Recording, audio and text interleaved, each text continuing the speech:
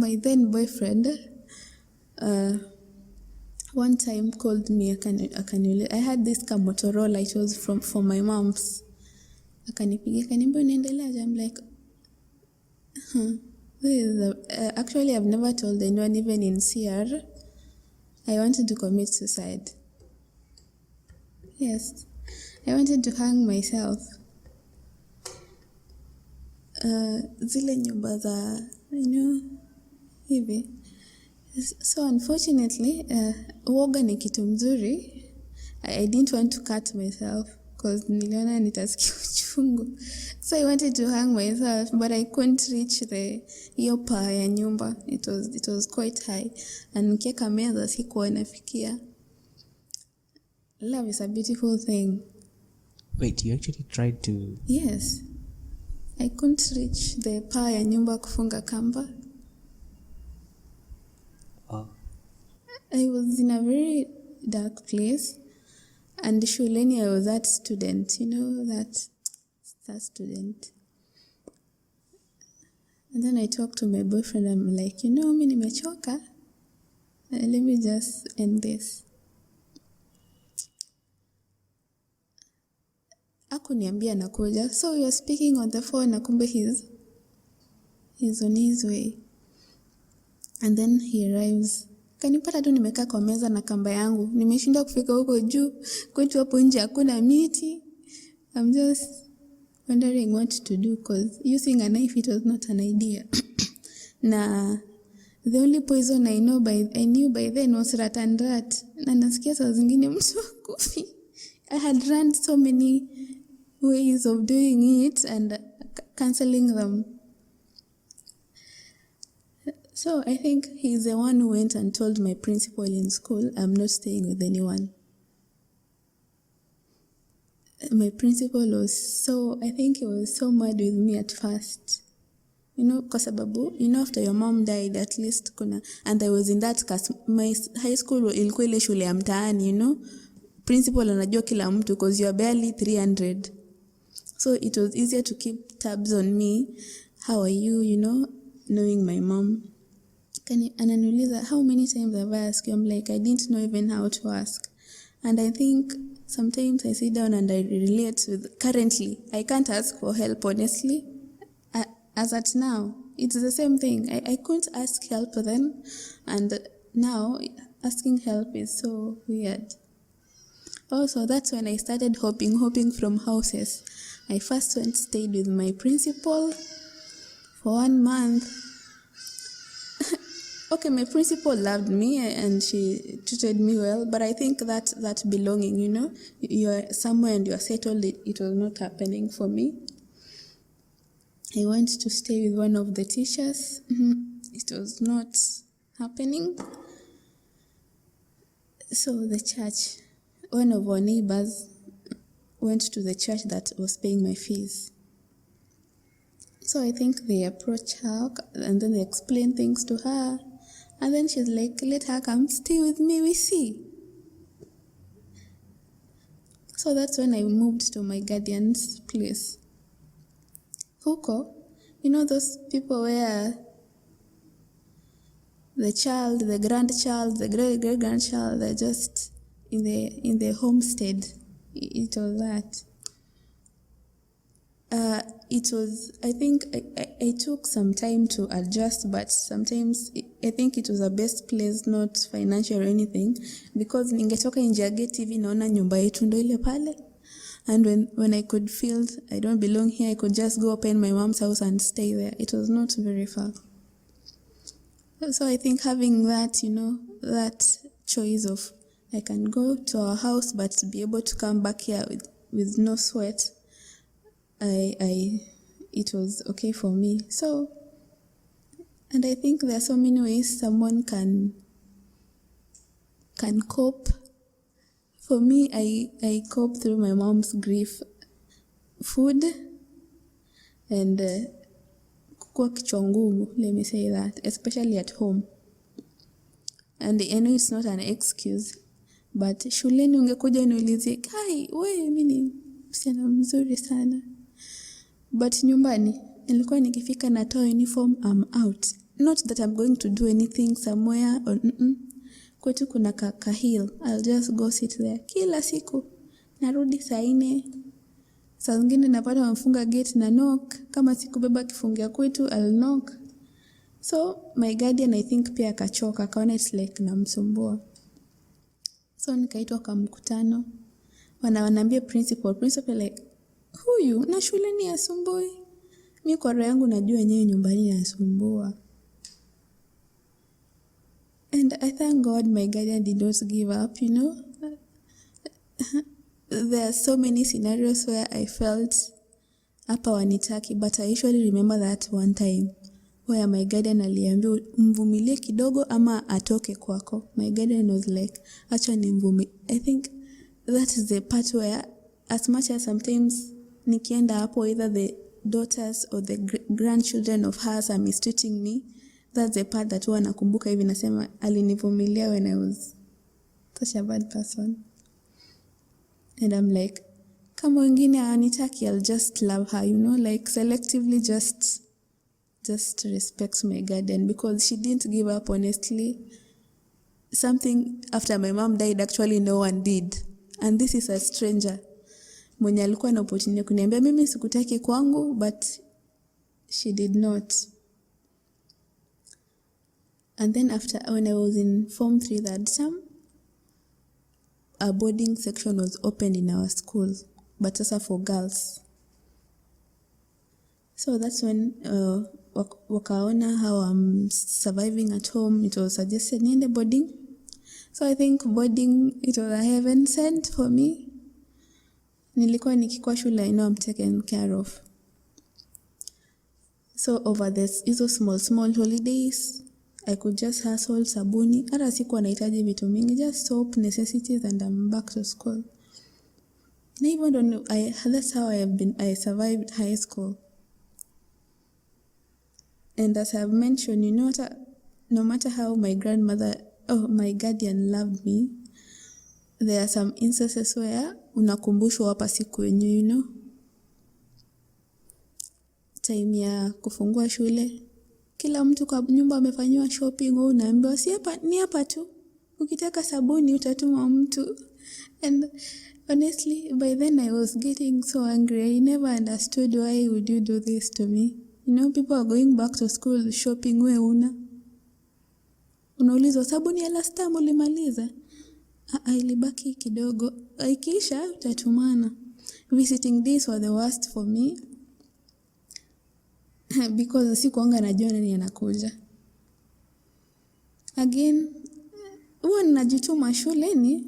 I passed my KCSE. I'm the first one in our family to go to campus. So even applying for those courses, ni mimi tu nilikaa chini na huyo boyfriend wangu, wherever he is, God bless him, tuna apply to course. And then I was like, I just needed, you know, something different, a place where I don't see all of this. All this time I'm talking to you, my brother sijamuona. I've never seen my brother unless tukutane kwa barabara hivyo, but his grandmother never wanted to see me. I don't know why, I don't know. I never saw my brother. So when I got an opportunity to come to campus, I chose the campus that's far away I could get. I'm sure that I ingepata cause I went to Somalia and ngeenda. Yes, I just needed, you know, somewhere far. And my mom was, unaona ule mama wa area? That was my mom. Ukipita mahali, msichana wa, you know, all the time. Mimi ilikuwa inanikasirisha. So I applied campus very far away. And this is why I usually say I actually started grieving my mom very far. I think all along nilikuwa na mask with whatever that I did. But when I came to campus, that's where I actually, you know, grieved my mom. Otherwise, I don't think I did all the time nikiwa high school. I don't think I did that. because coming to campus also had its challenges. But in small ways, someone shows you that someone is seeing you. I think it kept me going in so many ways. And these are strangers, honestly. Because huku najua nani, I just came. In fact, nilipanda bus peke yangu, nikakuja huku, sijui anyone. But you just meet someone, unashangaa, guy, if a stranger can do this to you, imagine if someone who is in your family ever did that to you.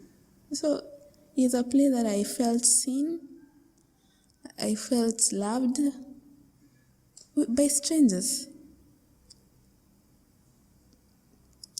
And through campus, I've made some friends.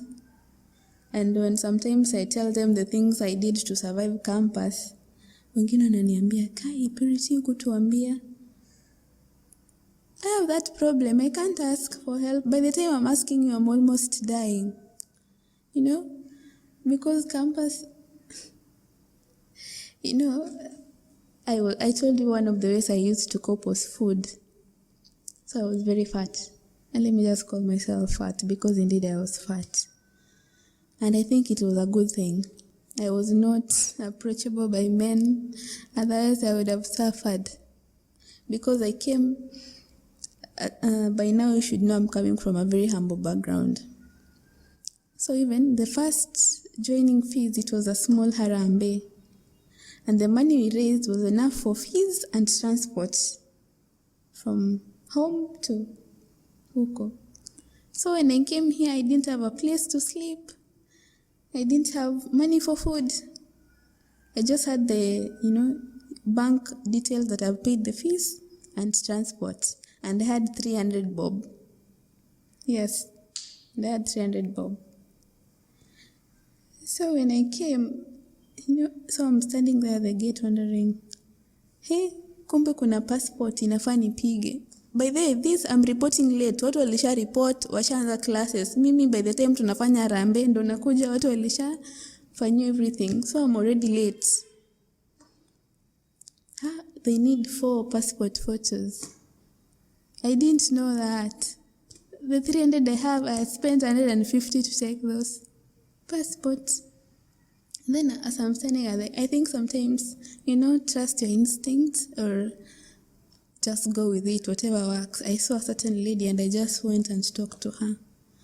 Kamuexplainia penye nimetoka, masaibu niko nayo, how can you help? And that was the first time somewhere very far away from home helped me sincerely, without, kuna wale wengine, like she didn't ask questions or anything. She just helped me. She even bought me food. Akanisaidia na process ya registration. So unaingia kwa ofisi unaambiwa, wenzako walireport kitambo, mbona una report sahi? I'm like, hata siwezi kakuexplain, you just assist me. And, oh God, I think campus ilini, whatever it did to me, I don't know. Because you call home, unaambiwa, enda tutakutafutia pesa ya nyumba. So the first, umefika, kesho mtanitumia. Kesho. There's a time nilikuwa napiga story na watchman. Watchman? Story na yeye mpaka asubuhi. Because I didn't have a place to sleep.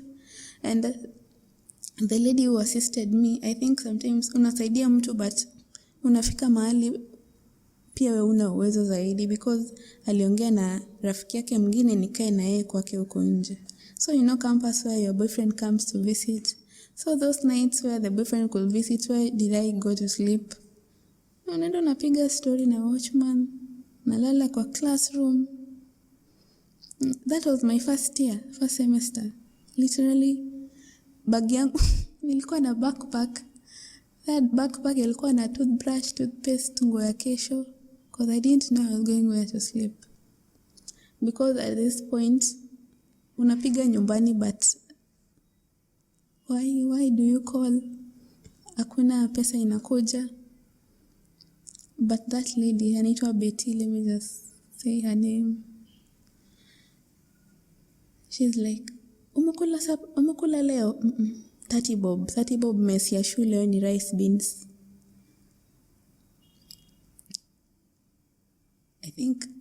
I don't know how I did first year. If it's not grace, if it's not, I don't know how first year venye nilifanya.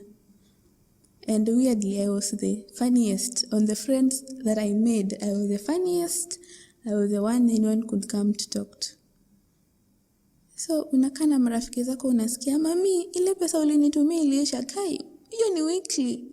Wewe hata utaki kupiga simu nyumbani cause kitu utapiga guardian wako anaanza kulia kwanza. I don't know. And then first semester ikaisha, nimesurvive hivyo. I asked Betty for fare cause ningekaa wapi? Niende home. I went home. Nikarudi. Kurudi, I applied for help. Mimi sijui help mbona inachelewanga. Then kukuja second semester again. Help haijaingia. At this point, results ya first sem, I went for my results. Actually, ukiona results yangu ya first semester, it will explain. Nilikuwa nimeanguka. Because usiku mzima sijalala, mchana ndo kuna room ya best yangu, hostel bed iko empty. That's the time I'm sleeping. Classes, naenda time yenye I'm not sleeping. So my first semester results, it's just a mess. And then I came back. I went to the dean, like inimona, I can't do this. I can't continue living like a nomad. I went to the dean and I explained myself to him and I actually just let it out and I just cried. And then that's how he assisted me. Help yangu ikakuwa process, nikalipa fees, nikalipa hostel. I forgot to say hata sikuwa na manguo. I just had a bag ya nguo. So where nimeassigniwa room, tunalala 4. So one lady akaniuliza, kwani utaki kuhamisha manguo zako? I'm like, hizi ndo nguo zangu zote. Hizo ndo nguo zako zote. Hao nguo imejaa huko juu, viatu iko chini. As in, I was just okay. I was going, it's embarrassing to say, but ilinisaidia. Okay, I was fat, sikukuwa na kama mtu wa kuangalia, but of course there are some men who wangekuona tu na wakukatia tu vile huko. So mimi nilikuwa nikikatiwa, mimi ilikuwa tu unipe tu chakula, mimi hata sitaki kitu kingine, just food, And hiyo ilianza hata before tukuje second semester. Nilikuwa tunaomba Mungu si mtu leo aniongeleshe, anibaie food. And so I remember this one guy, alikuwa anaendesha gari za PSVs. Akanipeleka out. That was the first time I actually slept very well. Tukakula. Tukaenda tukatafuta room. So I was not ready to go that past the thing, So, God forgive me what I did to that guy. So I think I was clever or whatever. So mi ndo naenda kubook room. So the room is written under my name. So tumemaliza kukula. Akaniambia hapa kuna rooms, enda angalia yenye utapenda. So I'm like, okay. I paid, room is written under my name. So I told the receptionist, mtu akikuja kuniulizia mwambie sitaki kuona mtu.